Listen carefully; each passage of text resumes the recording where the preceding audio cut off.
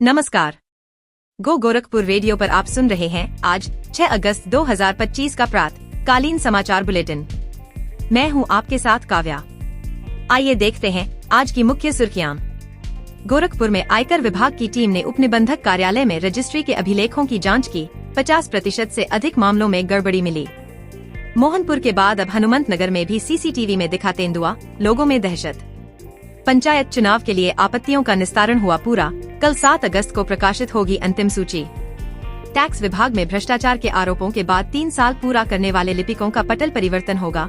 पार्षदों की शिकायतों पर भी जांच के आदेश। मुख्यमंत्री के विजन के अनुरूप धुरियापार औद्योगिक टाउनशिप में अडानी और केयान समूह को मिली जमीन। 5,825 करोड़ का निवेश। बिजली निगम के निजीकरण के विरोध में बिजली कर्मियों का आंदोलन लगातार जारी। पूर्वोत्तर रेलवे ने माल लदान से 162 करोड़ से अधिक की रिकॉर्ड आय अर्जित की। पॉम पैराडाइज योजना के फ्लैटों का आवंटन अब ऑफलाइन लॉटरी से होगा, जिसे यूट्यूब पर लाइव दिखाया जाएगा। तो चलिए अब इन खबरों को विस्तार से जानते हैं। सबसे पहले बात करते हैं शहर में दहशत फैला रहे तेंदुए की। गोरखपुर के शहरी इलाकों में तेंदुए का आतंक थमने का नाम नहीं ले रहा है। मोहनपुर में एक महिला पर हमला करने के बाद अब यह तेंदुआ हनुमंतनगर के सेक्टर 1 में भी सीसीटीवी फुटेज में देखा गया है। रात 12:39 पर तेंदुए को बेखौफ घूमते हुए देखा गया है। वन विभाग की टीम ने मोहनपुर में कई जगह पिंजरे लगाए हैं, लेकिन अभी तक तेंदुआ फंसा नहीं है। स्थानीय निवासियों में भारी दहशत है और वे प्रशासन से जल्द कार्रवाई करने की मांग कर रहे हैं। अब बात करते हैं गोरखपुर विकास प्राधिकरण यानी GDA की नई पहल की। गोरखपुर विकास प्राधिकरण पारदर्शिता बढ़ाने के लिए एक नई पहल करने जा रहा है। देवरिया बाईपास पर स्थित पॉम पैराडाइज योजना में EWS और LIG फ्लैटों का आवंटन अब ऑफलाइन लॉटरी के माध्यम से किया जाएगा। खास बात यह है कि इस पूरी प्रक्रिया को YouTube पर लाइव प्रसारित किया जाएगा, ताकि किसी भी तरह के संदेह की गुंजाइश न रहे। GDA के उपायुक्त आनंद वर्धन ने इसकी पुष्टि की है। इन फ्लैटों के लिए आवेदन की अंतिम तिथि 14 अगस्त है। लॉटरी के बाद जिन लोगों को फ्लैट आवंटित होंगे, उन्हें मुख्यमंत्री योगी आदित्यनाथ के हाथों चाबी सौंपी जाएगी। GDA ने अपनी जमीन को अवैध कब्जे से मुक्त कराने का अभियान भी तेज कर दिया है। चिलुआताल थाना क्षेत्र के मोहल्ला मानबेला में GDA ने अपनी लगभग 2 एकड़ की जमीन पर हुए अवैध अतिक्रमण को ध्वस्त कर दिया है। इस जमीन का अनुमानित मूल्य 32 करोड़ रुपए है।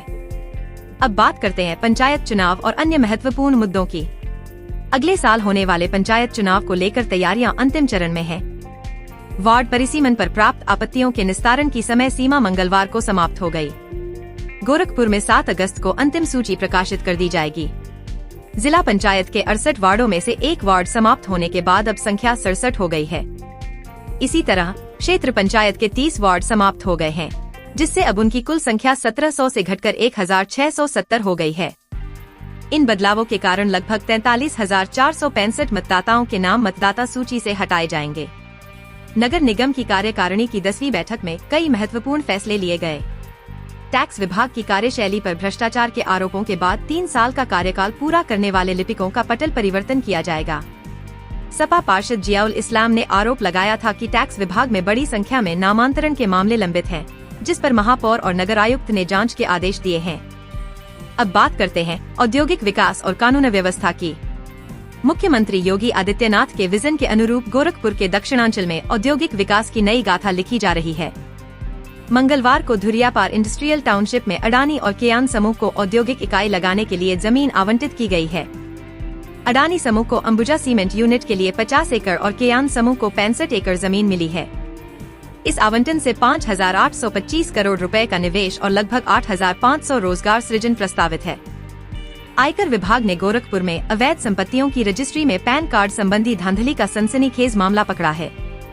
लखनऊ और वाराणसी के 6 अधिकारियों की टीम ने उपनिबंधक कार्यालय में 5 घंटे तक रजिस्ट्री से जुड़े अभिलेखों की जांच की। टीम अपने साथ 3 साल के 50,000 से अधिक डीड अभिलेखों का इंडेक्स भी ले गई है। प्रथम दृष्टया जांच में 50% से अधिक मामलों में गड़बड़ी मिली है। एक मामले में 4.5 करोड़ रुपए की संपत्ति का बैनामा अचानक 45 करोड़ का दिखने लगा, जिससे अधिकारियों को पुराने अभिलेखों का मिलान करना पड़ा। न्यायपालिका से भी 2 महत्वपूर्ण खबरें हैं। गैर इरादतन हत्या के जुर्म में अपर सत्र न्यायाधीश प्रवीण कुमार सिंह ने सहजनवा के अभियुक्त श्याम दयाल और रामप्रीत को 10 साल के कठोर कारावास और 25,000 रुपए अर्थदंड की सजा सुनाई है। वहीं हत्या के एक अन्य मामले में अपर सत्र न्यायाधीश अवनीश कुमार राय ने गोरखनाथ के अभियुक्त विपिन सोनकर उर्फ डब्लू को आजीवन कारावास और 50,000 रुपए अर्थदंड से दंडित किया है। अब बात करते हैं कुछ अन्य महत्वपूर्ण खबरों की। पूर्वोत्तर रेलवे ने माल लदान से कुल 162.488 करोड़ रुपए की आय अर्जित की है। यह आंकड़ा पिछले वर्ष की तुलना में महत्वपूर्ण वृद्धि दर्शाता है। एक सड़क हादसे में गोरखपुर से बिहार जा रही बस को पीछे से एक अज्ञात ट्रेलर ने टक्कर मार दी, जिसमें बस चालक सहित 6 यात्री घायल हो गए। छावनी ओवरब्रिज के निर्माण पर भी विवाद चल रहा है। स्थानीय नागरिक वाई शेप में फ्लाईओवर चाहते हैं, जबकि रेलवे एल शेप में ओवरब्रिज बनाना चाहता है। रक्षाबंधन के त्योहार को देखते हुए IM शक्ति वुमेन फाउंडेशन की महिला सदस्यों ने फर्टिलाइजर स्थित SSB जवानों के कैंप में राखी बांधी। गोरखपुर के पिपराइच क्षेत्र के रतनपुर गांव निवासी नंदलाल का शव रेलवे पटरी पर मिला है। मृतक की पत्नी ने 2 प्रॉपर्टी डीलरों के खिलाफ हत्या की तहरीर दी है। तो ये थी गोरखपुर और आसपास से जुड़ी आज की प्रमुख खबरें। उम्मीद है कि यह बुलेटिन आपको पसंद आया होगा। हम फिर मिलेंगे कुछ नई और अहम खबरों के साथ। तब तक के लिए नमस्ते। गो गोरखपुर रेडियो, शहर की हर खबर सीधे आप तक। हे दोस्तों, कैसे हैं आप? गोरखपुर की हर बड़ी खबर से अपडेट रहना चाहते हैं? तो अभी गो गोरखपुर रेडियो को सब्सक्राइब करें। यहां आपको मिलेंगे सुबह और शाम के ताजा न्यूज बुलेटिन, साथ ही शहर से जुड़ी हर जरूरी जानकारी के पॉडकास्ट। अब खबरों और सूचनाओं से अपडेट रहना हुआ और भी आसान। तो इंतजार किस बात का? अभी लाइक और सब्सक्राइब करें। गो गोरखपुर रेडियो, आपका अपना शहर, आपकी अपनी आवाज।